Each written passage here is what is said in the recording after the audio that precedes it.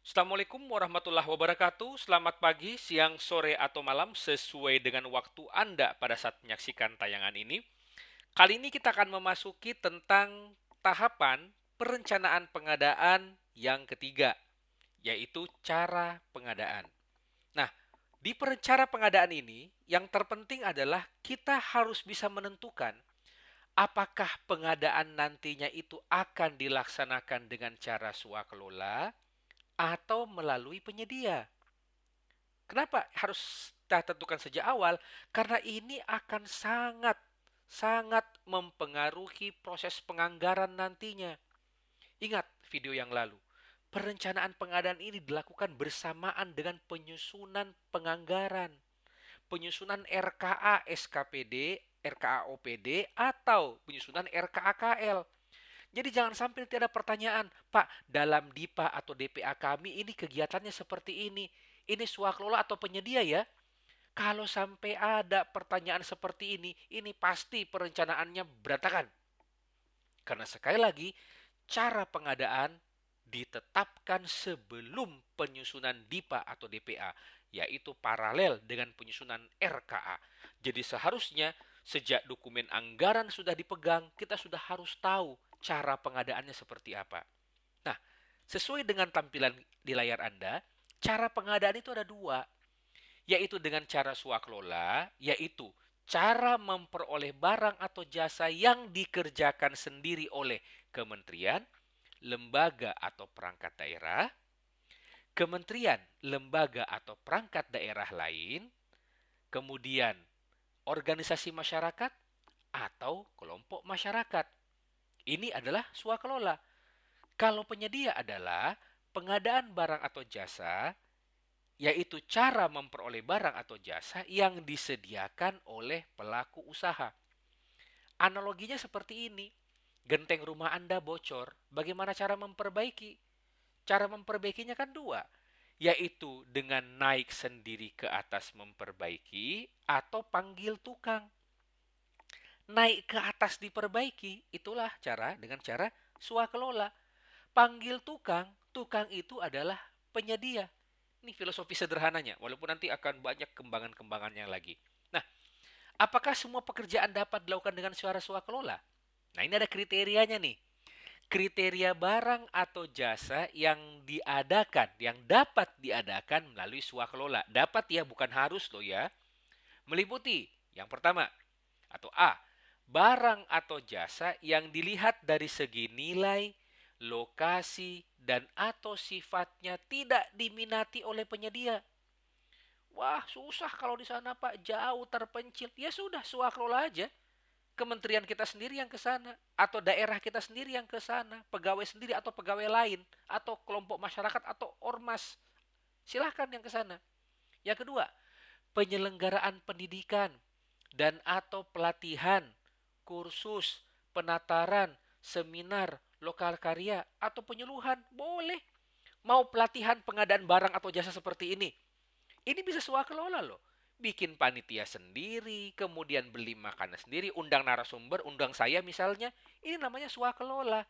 Atau melalui penyedia, melalui lembaga pelatihan juga boleh. Yang ketiga, barang atau jasa yang dihasilkan oleh usaha ekonomi kreatif dan budaya dalam negeri untuk kegiatan festival, parade seni atau budaya. Kita membutuh tari-tarian dari sendera tari. Ya sudah, panggil saja, itu swakelola. Jangan ditenderkan lagi.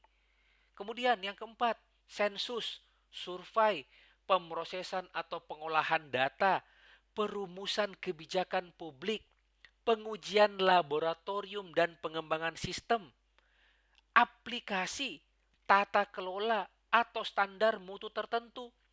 Mau bikin software kerjasama dengan universitas negeri, boleh, itu swakelola. Pengujian laboratorium dengan BPPT, Balai Pengkajian dan Penerapan Teknologi, itu swakelola.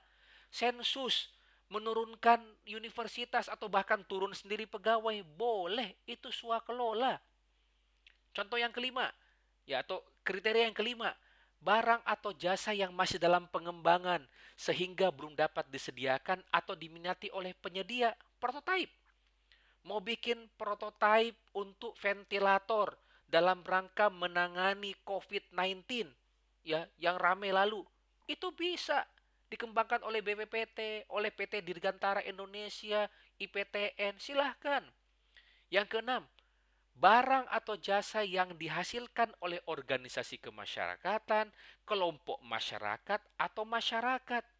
Contohnya apa? Perahu dibangun oleh masyarakat nelayan, jaring, jaring untuk nangkap ikan, itu swakelola. G. Barang atau jasa yang pelaksanaan pengadaannya memerlukan partisipasi masyarakat, jalan desa, MCK. Karena mereka yang bangun, pasti mereka akan jaga kualitasnya. Kok dibangun oleh kontraktor, nanti kontraktor cuma pilih keuntungan aja. Kalau masyarakat, jangan-jangan anggaran kita membangun MCK cuma 3, berubah jadi 4. Kenapa? Kami nyumbang sendiri, Pak. Boleh. Swakelola dapat juga digunakan dalam rangka mengoptimalkan pemanfaatan sumber daya atau kemampuan teknis yang dimiliki pemerintah. Kita punya orangnya, kita punya ahlinya. Laksanakan sendiri. Barang atau jasa yang bersifat rahasia dan mampu dilaksanakan oleh KLPD yang bersangkutan. Penyusunan soal-soal ujian nasional dilakukan oleh Kementerian Pendidikan. Itu swakelola.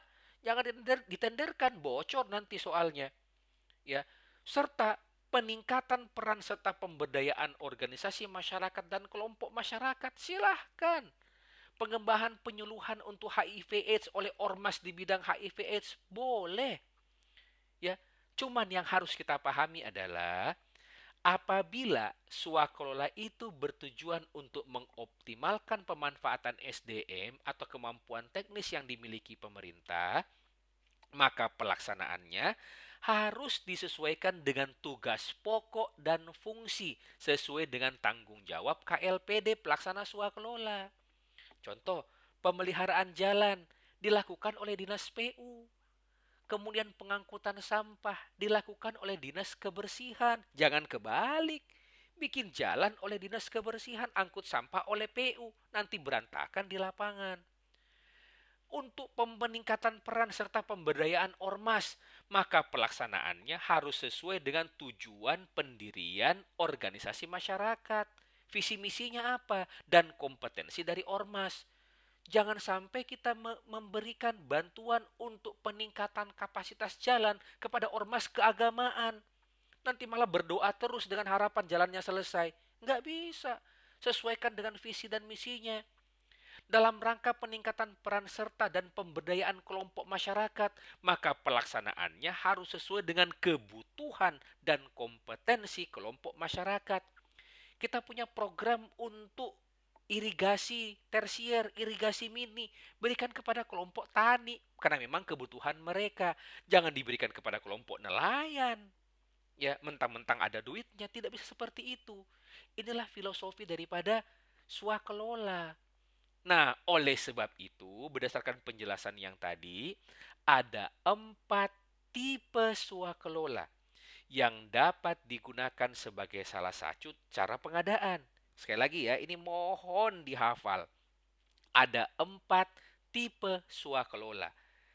Tipe pertama, yaitu swakelola yang direncanakan, dilaksanakan, dan diawasi oleh kementerian, lembaga, atau pemerintah daerah penanggung jawab anggaran. Ini tipe yang pertama.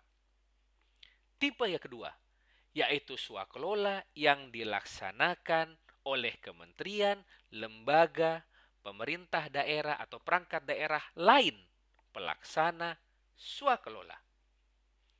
Tipe ketiga, yaitu swakelola yang dilaksanakan oleh organisasi masyarakat pelaksana swakelola.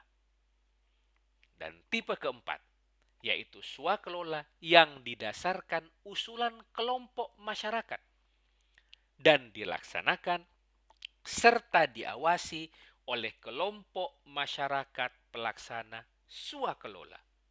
Sekali lagi, swakelola maupun penyedia ini ditetapkan pada tahap perencanaan pengadaan, bukan setelah anggaran ada. Sehingga mekanisme penganggarannya akan sesuai dengan cara pengadaannya. Demikian materi kita kali ini. Terima kasih. Wabillahi taufik wal hidayah. Wassalamualaikum warahmatullahi wabarakatuh. Salam pengadaan.